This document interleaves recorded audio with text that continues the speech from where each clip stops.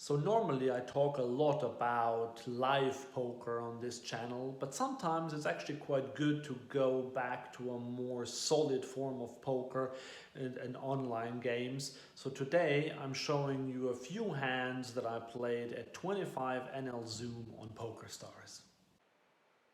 So in this first interesting hand, we have Jack 9 suited in the big blind, the small blind raises.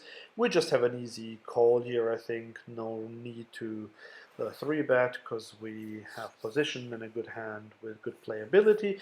We flop the world here, a gut shot and flush draw. And when it checks to us, I think we should bet this one. We could, of course, check and take our equity, but I think we can continue against a check raise. And we might even take this pot down with Jack high, which I think would be a result, despite the great equity that we have. So I think going for third pot here is pretty good. We get called by the small blind.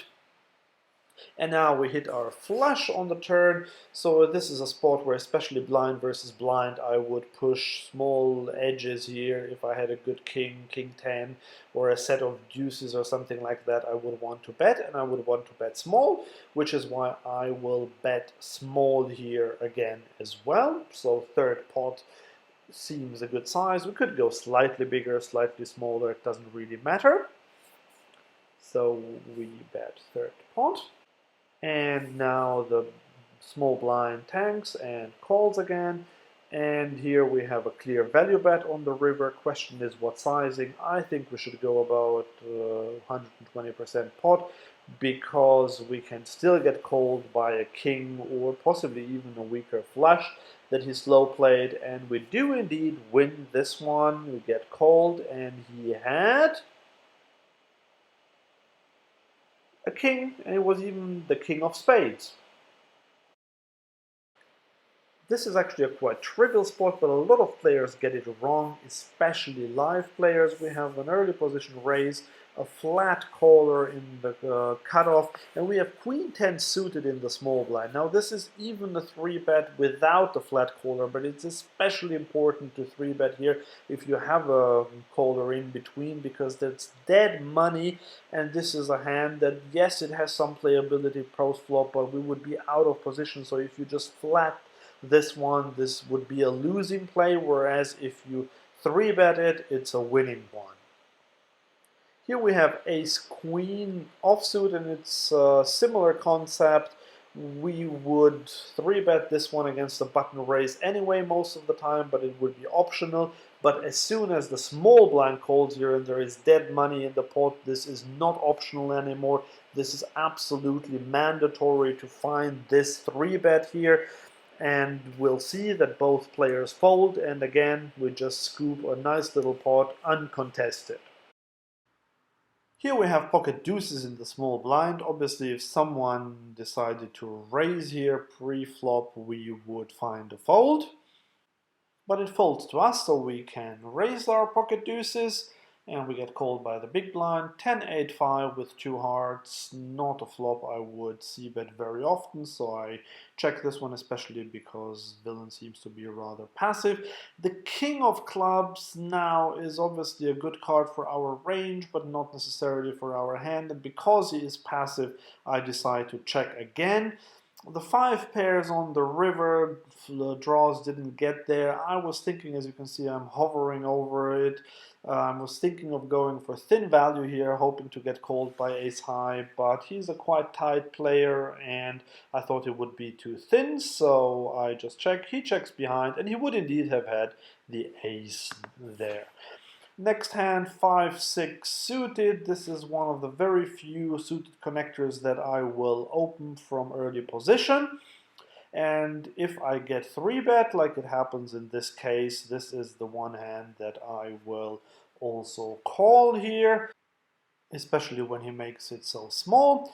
And this is a great flop for our hand, gut shot and flush draw. And when he goes for a check, I was thinking whether to just check behind, but I think we have so much equity. I'm happy to get it in here, even against an overpair. So I decided to stab here. I have 6 high after all, so I will just go for a small bet here. And as I say, if he raises me here, I will just get it all in. We should have at least 50% equity against any hand that he would do that with. And he now does something that's not necessarily unexpected. He does indeed check raise, and as I said, with this course of action, I'm happy to just get it in here. And he calls very quickly, and I'm very surprised to see ace-queen suited here. So although we are behind, we have 63% equity here, so I'm very happy to take this spot, but I would have expected that this is exactly the kind of hand that he would have check raise folded here to my jam. But yep, he did not. He decided to call with basically nothing but 2 overs, so he must have put me right on a flush draw, but even then, as you see, he only gets 37% equity here, so I'm very happy, and we do indeed win both boards as well. Another rather trivial spot that a lot of people get wrong, though, is this one here. We have pocket eights in the cutoff and hijack opens, and you do not want to just flat call here. You could then get squeezed by someone behind you, or you could go very multi-way, which is what happens in live poker all the time. So I would advocate to raise pocket eights even in live poker, but definitely online. This is a mandatory raise here. You do so much better than flat calling. Probably even folding is better than calling, to be honest. And here we do get it through. Pocket kings now on the button, and this is a very interesting one. We have a low jack raise here. So at this point I'm prepared to 3-bet, but the job is done for me by the hijack. As you can see from the stats, he's a very aggressive player. Now I don't have a lot of hands with him, but he's shaping up to be on the aggro side. He 3-bets here, so there is nothing else for me to do than to 4-bet. If I had noticed that we are actually quite deep, almost 190 big blinds deep here, I would have gone even bigger, but as it is, I made it 18 big blinds, I think. We'll see that very soon. Yeah, it was 18. The original raiser gets out of the way, and now the 3-better tanks for a while. I was hoping that he might go for the 5-bet, but in the end he just decides to call. So when he does that, I put him on pocket queens, pocket jacks, tens, maybe ace-queen suited, ace-jack suited, and slow-played aces. So when this flop comes against this entire range except for the aces, we are ahead. Again, if I had noticed that we are so deep, I would have gone a bit bigger, but now I only go about a quarter pot. He calls. Now the queen comes, and remember the range that I said. Pocket queens, jacks, tens, aces, and ace queens. So now I'm not ahead against that much anymore, or I should rephrase it, I am still ahead of many hands, but I might not get 3 streets of value, and this is why I decided to check behind here, also possibly to get him to make a mistake and maybe bet his pocket jacks on the river and we can raise him. So I just go for the check here after tanking for a while. And on this brick river, if he checks to me, then I will go fairly big. If he bets, it depends on the size, I will probably raise. So he checks, and then I was thinking about the raise size. I didn't want to make it too big here, so not really an overbet, because I think then I might lose my customer here if he has jacks or tens. So I decided to go almost pot. And he thinks for a little while before flicking in the call. And we're happy to see that we win. And what did he have? Ace-queen suited, makes sense. Here, king 10 off with the limper. I think this is a spot to isolate, so happy to do that. And as you can see, I tag him as recreational straight away. Flop comes 3-3 deuce. This is bread and butter c-bet. If he had anything that doesn't connect with the board, it's unlikely that he connects with the board, then we're in good shape here and we might fold him out. When the 7 comes, I could go for another bet here, but I thought I could do that on the river. But when the river card comes and the board double pairs now, I can't fold him out of anything I win against. So if he has an ace, he won't fold. If he has a 7 or a 3, he won't fold. And if he has a pocket pair, he won't fold either, which is why I have to check behind and just hope that he had something like Queen Jack or 10-9 or something like that. But if not, I'm prepared to lose. I did not exactly expect to see ace 3 here, though. Here we raise Jack 10 off in the small blind. On this board it's a low frequency c-bet, but because I have the Jack of Hearts, I thought I will try to stab here, c-bet, and hopefully I can just fold out any nonsense he has. But unfortunately he raises me here, but this is a spot where I can definitely continue with the Jack of Hearts. We now improve a bit, we get the Jack of Diamonds, we check, and to a small bet I would have continued here, but he makes this massive overbet, so I can't continue. I might be drawing dead here if he has a better flush than me, and basically all I beat is a king high, the king of hearts with a non-heart card, so yeah, definitely fold here. Now we have ace king of hearts. Obviously we open that in the hijack and we get a flat call from the cutoff, indicates that he's a weaker player. And now the small blind will try to squeeze. And the thing is, he makes it quite big. And normally with ace king suited, I would not jam. I would just 4-bet it here. Note that I will never just call here because I don't want to invite the cutoff in here, and then we're playing an inflated pot with ace king not even in position. So I will 4-bet it. I was tanking for a while, but just because the sizing was so odd and I would have had to make it like 27 or 28, I didn't want to do that. So I jammed. Maybe I panicked a bit here as well. I should still probably just make it 28 or so. But if we had been a little bit deeper, it would have been easier. But at this stack depth, I just decided it's best to just get it in, and I can still get called by hands that are potentially worse. Not a lot of them. Ace king offsuit, at least we're technically ahead, and then something like jacks or tens or queens we would at least be flipping against.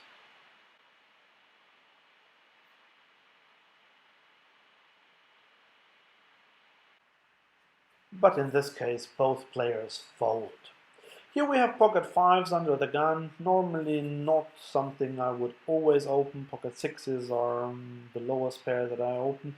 And here we get punished straight away. Normally I would fold because I don't think pocket 5s is profitable to play. But look at this here, we have a cold caller on the button and another cold caller in the small blind. So it would be criminal now not to try to stay in the pot. We only have to pay 4 big blinds with a chance to win 21, so this is absolutely a call now. And here ace 3 deuce, we do have a gut shot, but obviously we check our entire range to the pre-flop aggressor here. He also checks, and as you can see, I'm already tagging the button as a recreational player. And he now goes all in, snap call by the small blind. I figure we're absolutely not good here, so I fold, and indeed pocket 3s have a set, ace 10 as top pair. So yeah, it's interesting and to note what kind of hands these players cold call 3-bets with.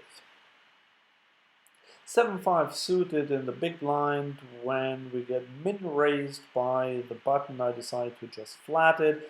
Here we have second pair. I would have check called.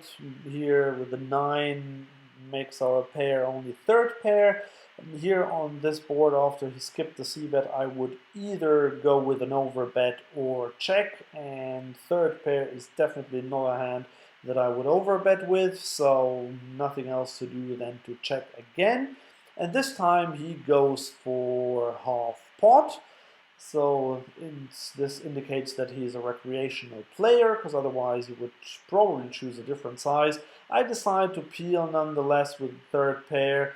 Might have been a bit too loose, to be honest, now in hindsight. I check on this river again, and I'm prepared to fold to any bet, especially to pot size bet, which is very scary from a recreational player. 10-6 suited, this is another one of those that a lot of players would play way too passively when the button min raises us against here, but even if it's a 2.5x, I would definitely raise this. This is also a GTO 3-bet here, and a lot of players miss it. Obviously we want to fold, and that's what we get. In this one here, Queen Jack offsuit, we open it up, King 10 deuce. This is as good as it gets in terms of a bluff. So here I would play big bet or check, and we have an open-ended straight draw, so I definitely big bet this one here. When we get called, I should probably follow through here, because this is one of the best hands that I could have that are a bluff and with the most equity, except for a flush draw. And here, once I am on the river with a queen of spades, I decide that it's just time to give up and check behind. But then, look at this, we win against Jack 8 of spades. Now we call Ace Jack off here against an early position raise. On this board, we seem pretty good, but if we face a lot of action, then we're probably not good. Here, the under the gun raiser just checks behind. I could go for a bet now, but if I do, I would have to make it very big in Ace-Jack. I'm not really comfortable with that, especially because he's quite a tight and passive player. So now I delayed it to the river, and now I have to go for a big bet. I decide to go with an overbet here. Hopefully he has some weak ace or a king that he finds a crying call with. But unfortunately, this is not the case because he folds. So overall, this session went pretty well. We played 138 hands, not a big sample size obviously, but we won $50. But the most important thing is that I think that I am very happy with the decisions that I made in this session. So let me know if you like this new format, if you would like to see more of these play and explains, and we'll do that. Thanks for watching. Bye.